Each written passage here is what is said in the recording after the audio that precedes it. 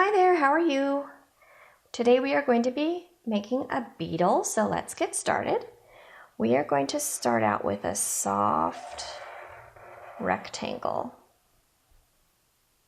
Attached to the top of that rectangle, we are going to make a semicircle.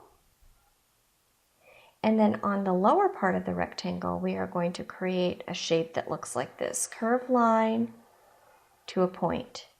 Curved line to a point. You might need to practice this one.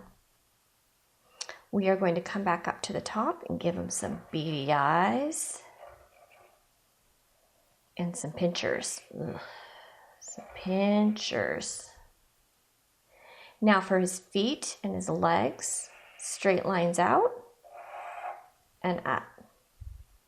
Out, up, and over with a tiny little line for his foot. Out, down, and over. Down, down, and over. So this side needs to match this side. So we're going to go about the same distance. Up and up. Up, up, and over. Out, down, and over.